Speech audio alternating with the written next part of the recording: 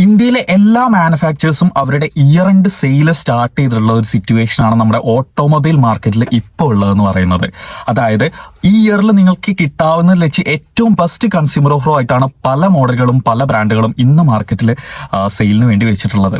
അതായത് ശരിക്കും ഈ ഇയർ എൻഡ് സെയിലിനെ പറ്റി നിങ്ങൾ ചിന്തിക്കുന്ന സമയത്ത് ഒരു കസ്റ്റമർ എന്നുള്ള നിലയ്ക്ക് ശരിക്കും ഇത് വാല്യൂ ഫോർ മണി ആണോ? അതായത് നമുക്ക് ഈ ഇയർ എൻഡ് സെയിലിൽ വണ്ടി എടുക്കുന്നതുകൊണ്ട് ശരിക്കും ബെനിഫിറ്റ് കിട്ടോ എന്ന് നിങ്ങൾ ചിന്തിച്ചിട്ടുണ്ടോ? അതാണ് നമ്മൾ ഇന്ന് പറയാൻ വേണ്ടി പോകുന്നത്. മാത്രമല്ല ഏറ്റവും കൺസ്യൂമർ ഓഫർ ഉള്ള കുറച്ച് ബ്രാൻഡുകളും അല്ലെങ്കിൽ കുറച്ച് വണ്ടികളുമാണ് നമ്മൾ ഇപ്പം പറയാൻ വേണ്ടി പോകുന്നത്. അതായത് നമ്മൾ ഈ ഇയർ എൻഡിൽ വണ്ടി എടുക്കുന്നതുകൊണ്ട് തന്നെ വെറും ഒരു മാസം കൊണ്ട്, അതായത് ഈ ഡിസംബർ അവസാനിക്കുന്നതോടുകൂടി നിങ്ങളുടെ വണ്ടിയുടെ രജിസ്ട്രേഷൻ എന്ന് പറയുന്നത് 2024 വണ്ടിക്ക് ഒരു 1 ഇയർ ഏജ് വരും ചെയ്യുന്നതാണ് നിങ്ങൾ പലരുടെയും വിചാരം. അതുകൊണ്ട് തന്നെ നിങ്ങൾ ഒരു 5 വർഷമോ 8 വർഷമോ കഴിഞ്ഞിട്ട് വണ്ടി സെയിൽ ചെയ്യുന്ന സമയത്ത് ഒരു ഹ്യൂജ് ആയിട്ടുള്ള നഷ്ടം നിങ്ങൾക്ക് വരുമെന്ന് നിങ്ങൾ ചിന്തിക്കുന്നുണ്ടായിരിക്കും. തീർച്ചയായിട്ടും ചിന്തിക്കേണ്ട ഒരു കാര്യം തന്നെയാണ്. ഇയർ എൻഡിൽ സെയിൽ ചെയ്യുന്ന അല്ലെങ്കിൽ ഇയർ എൻഡിൽ വണ്ടി എടുക്കുന്ന ഒരുപാടധികം പേര് വറീഡ് ആവുന്ന ഒരു മാറ്ററാണ് ഇതെന്ന് പറയുന്നത്. ഞാൻ ഒരു എക്സാമ്പിൾ പറയാം. അതായത് ഒരു 5 8 വർഷങ്ങൾക്ക് ശേഷം നിങ്ങൾ വണ്ടി സെയിൽ ചെയ്യുന്ന സമയത്ത്, അല്ലെങ്കിൽ വണ്ടി സെക്കൻഡ് ഹാൻഡ് വണ്ടി സെയിൽ ചെയ്യുന്ന സമയത്ത്, അതായത് ഒരാൾ വന്നിട്ട് ഇൻസ്പെക്ട് ചെയ്യുന്ന 4 കാര്യം എന്ന് പറഞ്ഞാൽ വണ്ടിയുടെ ക്വാളിറ്റി, വണ്ടിയുടെ ഓണർഷിപ്പ്, വണ്ടിയുടെ ഇയർ, വണ്ടിയുടെ കിലോമീറ്റർ, ഈ 4 കാര്യങ്ങളാണ്. ഇതിലൊരു ഫാക്ടർ തന്നെയാണ് നമ്മുടെ ഇയർ എന്ന് പറയുന്നത്. പക്ഷേ ഈ ഇയർ, അതായത് നിങ്ങൾ ഡിസംബറിൽ എടുത്ത വണ്ടി ആയതുകൊണ്ട് തന്നെ ഇപ്പം വണ്ടി ഒരു 5 വർഷത്തിന് ശേഷം വിൽക്കുന്ന സമയത്ത് 2024 വണ്ടി ആയതുകൊണ്ടും അല്ലെങ്കിൽ 25 വണ്ടി ആയതുകൊണ്ടും ഒരു ഹ്യൂജ് ഡിഫറൻസ് ഒരിക്കലും വരില്ല. കാരണം എന്താണെന്ന് വെച്ചാൽ ബാക്കിയുള്ള വണ്ടിയുടെ ക്വാളിറ്റിയും വണ്ടിയുടെ കിലോമീറ്ററും ഓണർഷിപ്പും ജെന്യൂൻ ആണ് അല്ലെങ്കിൽ ഓക്കെ ആണെന്നുണ്ടെങ്കിൽ നിങ്ങൾക്ക് എന്തായാലും വലിയ രീതിയിലുള്ള ഒരു ഡിഫറൻസ് എന്തായാലും നിങ്ങളുടെ വണ്ടിക്ക് വരില്ല. ഫോർ എക്സാമ്പിൾ, അതായത് ഇപ്പം ഒരു എക്സാമ്പിൾ പറയുകയാണ്. അതായത് ഇപ്പം ഈ മാസം മാരുതി സുസുക്കിയുടെ സ്വിഫ്റ്റ് എന്ന് പറയുന്ന വണ്ടിക്ക് നിങ്ങൾ സെഡ് വേരിയന്റ് എടുക്കുകയാണെങ്കിൽ ഏകദേശം 55,000 രൂപ കൺസ്യൂമർ ഓഫർ ആയിട്ടും എക്സ്ചേഞ്ച് ബോണസ് ഏകദേശം 30,000 രൂപയും, മാത്രമല്ല നിങ്ങൾക്ക് എങ്ങനെ വന്നാലും ആക്സറേറ്റ് ഡിസ്കൗണ്ട് ആയിട്ട് ഏകദേശം ഒരു 15,000 രൂപയുടെ അഡീഷണൽ ഡിസ്കൗണ്ട് നിങ്ങൾക്ക് ലഭിക്കും. അങ്ങനെ നോക്കുകയാണെന്നുണ്ടെങ്കിൽ നിങ്ങൾക്ക് ഏകദേശം ഒരു 1 lakhന്റെ ഡിഫറൻസ് ഈ വണ്ടിയിൽ വരുന്നുണ്ട്. അതായത് നിങ്ങൾക്ക് ഒരു 1 lakhന്റെ അഡീഷണൽ ബെനിഫിറ്റ് ആണ് നിങ്ങൾക്ക് ലഭിക്കും. എങ്ങനെ വന്നാലും നിങ്ങൾ ഒരു 8 വർഷം കഴിഞ്ഞിട്ട് വണ്ടി വെക്കുന്ന സമയത്ത് തീർച്ചയായിട്ടും 1 lakhന്റെ ഡിഫറൻസ് ഒരു കാരണവശാൽ നിങ്ങളുടെ വണ്ടിക്ക് റീസെയിലിൽ വരില്ല. ഏറെ വന്നാൽ ഒരു 20,000 30,000 ഡിഫറൻസ് വരും. അതായത് വണ്ടി ക്വാളിറ്റി, വണ്ടിയുടെ മീറ്റർ ജെന്യൂൻ ആണ് എന്നൊക്കെ ഉണ്ടെന്നുള്ള സിറ്റുവേഷനിലാണോ ഞാൻ ഈ പറയുന്നത്. അതുകൊണ്ട് തന്നെ നമ്മൾ ഇപ്പം പറയാൻ പോകുന്നതെന്ന് പറഞ്ഞാൽ തീർച്ചയായിട്ടും നല്ലൊരു ഡീല് കിട്ടുവാണ്, നല്ലൊരു വണ്ടിയാണെന്നുണ്ടെങ്കിൽ തീർച്ചയായിട്ടും ഈ റെന്റിൽ നിങ്ങൾക്ക് വണ്ടി എടുക്കാവുന്നതാണ്. അതിൽ യാതൊരു സംശയമില്ല, അല്ലെങ്കിൽ യാതൊരു ഡൗട്ടും നിങ്ങൾ വെക്കേണ്ട ആവശ്യമില്ല. വണ്ടി നിങ്ങൾക്ക് ഓക്കെ ആണെന്നുണ്ടെങ്കിൽ തീർച്ചയായിട്ടും നല്ലൊരു ഡീല് കിട്ടുകയാണെന്നുണ്ടെങ്കിൽ നിങ്ങൾക്ക് ഇത് ഇപ്പം, അതായത് ഈ ഡിസംബറിൽ നിങ്ങൾക്ക് വണ്ടി എടുക്കാവുന്നതാണ്. കാരണം എന്തെന്ന് വെച്ചാൽ ഈ വണ്ടി എന്താണ് അവർക്ക് മാനുഫാക്ചറിനെ സംബന്ധിച്ചിടത്തോളം അല്ലെങ്കിൽ ഡീലർഷിപ്പിനെ സംബന്ധിച്ചിടത്തോളം ഇത് നെക്സ്റ്റ് ഇയർ ആവുന്നതോടുകൂടി എന്താ വെച്ചാൽ ഇതിലും വലിയൊരു ഹ്യൂജ് നഷ്ടത്തിൽ വണ്ടി വിൽക്കേണ്ടി വരുന്നൊരു സിറ്റുവേഷൻ ആണ് വരിക. കാരണം വെച്ചാൽ ഇയർ ബാക്ക് വണ്ടി എന്ന് പറഞ്ഞിട്ട് ആ കാറ്റഗറിയിലേക്ക് പോവുകയും വണ്ടി വലിയൊരു നഷ്ടത്തിൽ വണ്ടി സെയിൽ ചെയ്യേണ്ട ഒരു സിറ്റുവേഷൻ വരും. അതുകൊണ്ടാണ് അവർ ഡിസംബറിൽ മാക്സിമം കൺസ്യൂമർ ഓഫർ കൊടുത്തിട്ട് വണ്ടി സെയിൽ ചെയ്യുന്നത്. അല്ലാണ്ട് ആ വണ്ടിക്ക് വേറെ യാതൊരുവിധ പ്രശ്നവും കാര്യങ്ങളോ ഒന്നുമില്ല. ശരിക്കും നിങ്ങൾക്ക് വണ്ടി എടുക്കാൻ പ്ലാൻ ചെയ്യുന്ന ഒരാളാണെന്നുണ്ടെങ്കിൽ തീർച്ചയായിട്ടും കൺസിഡർ ചെയ്യാൻ പറ്റുന്ന ഒരു മന്ത് തന്നെയാണ് ഈ ഡിസംബർ എന്ന് പറയുന്നത്.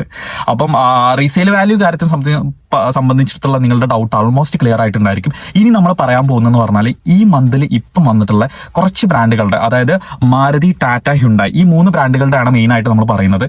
കുറച്ച് കൂടിയ കൺസ്യൂമർ ഓഫേഴ്സും മോഡൽസും ആണ് നമ്മൾ പറയാൻ വേണ്ടി പോകുന്നത്. അപ്പം നമുക്ക് അതിലേക്ക് നടക്കാം. ആദ്യം തന്നെ നമ്മൾ പറയുന്നതെന്ന് പറഞ്ഞാൽ ഏറ്റവും പുതുതായിട്ട് മാരുതി പുറത്തിറക്കിയിട്ടുള്ള മാരുതി സുസുക്കി സ്വിഫ്റ്റിന്റെ കൺസ്യൂമർ ഓഫറാണ്. അതായത് മുമ്പുള്ള മാസങ്ങളിലെ സെഡ് വേരിയന്റുകൾക്ക് മാത്രമായിരുന്നു ഏകദേശം നല്ലൊരു കൺസ്യൂമർ ഓഫർ ഉണ്ടായിരുന്നത്.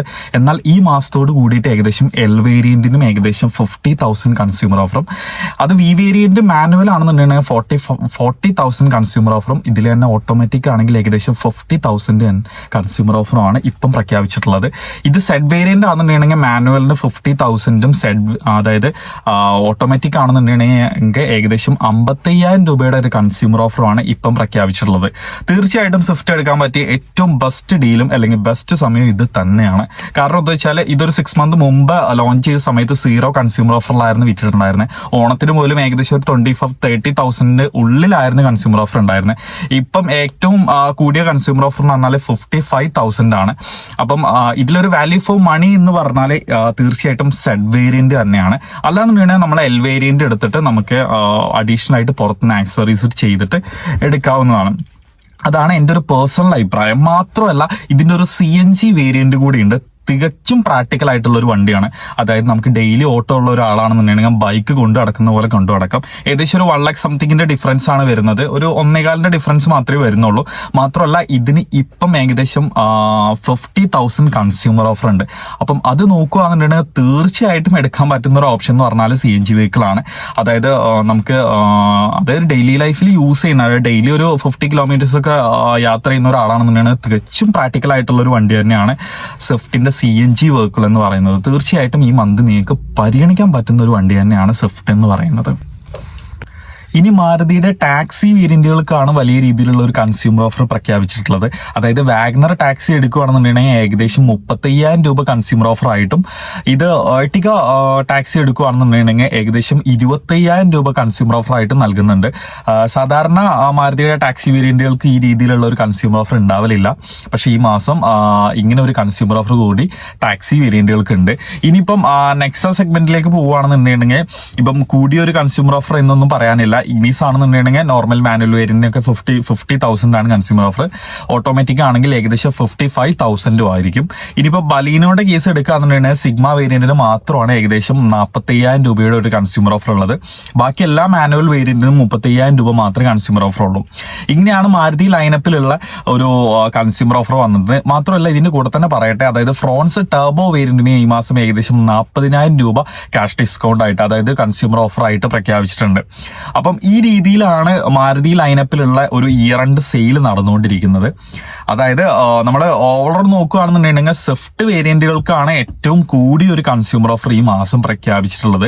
അപ്പം സ്വിഫ്റ്റ് ഇഷ്ടമുള്ള ആളുകൾ അല്ലെങ്കിൽ സ്വിഫ്റ്റ് എടുക്കാൻ പ്ലാൻ ഉള്ള ആളുകളാണെന്നുണ്ടെങ്കിൽ തീർച്ചയായിട്ടും പരിഗണിക്കാൻ പറ്റുന്ന ഒരു മാസം തന്നെയാണ്. കാരണം വെച്ചാൽ വലിയ രീതിയിലുള്ള ഒരു കൺസ്യൂമർ ഓഫറാണ് ഇപ്പം മാരുതി സ്വിഫ്റ്റിന് പ്രഖ്യാപിച്ചിട്ടുള്ളത്. തീർച്ചയായിട്ടും പരിഗണിക്കാൻ പറ്റുന്ന ഒരു സമയം തന്നെയാണ് ഇതെന്ന് പറയുന്നത്.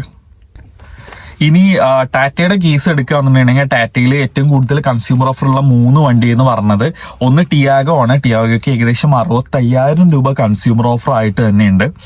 മാത്രമല്ല ഇനിയിപ്പം വേറൊരു കൂടിയ കൺസ്യൂമർ ഓഫർ എന്ന് പറയുമ്പം നമ്മുടെ അൾട്രോസിന്റെ റേസർ എന്ന് പറഞ്ഞിട്ടുള്ള ടർബോ വേരിയന്റിന് അത്യാവശ്യം, അതായത് ഏകദേശം 60,000 രൂപ ക്യാഷ് ഡിസ്കൗണ്ട് മാത്രമായിട്ടുണ്ട്. റേസർ എഡിഷൻ എന്ന് പറയുമ്പം അൾട്രോസിന്റെ തന്നെ ടർബോ ചാർജർ ആയിട്ടുള്ള എഞ്ചിൻസിനാണ് ഇത്ര കൂടിയ ഒരു കൺസ്യൂമർ ഓഫർ ഇപ്പം പ്രഖ്യാപിച്ചിട്ടുള്ളത്. തീർച്ചയായും അത്യാവശ്യം നല്ല പവർഫുൾ ആയിട്ടുള്ള ഒരു 3 സിലിണ്ടർ എഞ്ചിൻ തന്നെയാണ് ഇതിൽ വരുന്നത്. നമ്മുടെ പോളോയായിട്ടൊക്കെ കോമ്പറ്റീറ്റ് ചെയ്യുന്ന രീതിയിലുള്ള ഒരു പെർഫോമൻസ് ഉള്ള എഞ്ചിൻ തന്നെയാണിത്. അപ്പം അതെടുക്കാൻ പ്ലാൻ ഉള്ളവർക്കും നല്ല രീതിയിലുള്ള ഒരു കൺസ്യൂമർ ഓഫർ ഈ മാസം കൊടുക്കുന്നുണ്ട്. ഇനിയിപ്പം വേറൊരു വണ്ടി നോക്കുകയാണെന്നുണ്ടെങ്കിൽ ടാറ്റയുടെ പഞ്ചിന്റെ ഇവിക്ക് ഏകദേശം 50,000 രൂപ ക്യാഷ് ഡിസ്കൗണ്ടും ഈ മാസം പ്രഖ്യാപിച്ചിട്ടുണ്ട്. അപ്പം ഈ 3 വണ്ടികൾക്കാണ് ടാറ്റയിൽ ഇപ്പം ഈ മാസം ഏറ്റവും കൂടിയ കൺസ്യൂമർ ഓഫറുകൾ ഉള്ളത്. അപ്പം ഇതെടുക്കാൻ പ്ലാൻ ചെയ്യുന്ന ആളുകളാണെന്നുണ്ടെങ്കിൽ തീർച്ചയായിട്ടും പരിഗണിക്കാവുന്ന ഒരു സമയം തന്നെയാണ് ഇതെന്ന് പറയുന്നത്.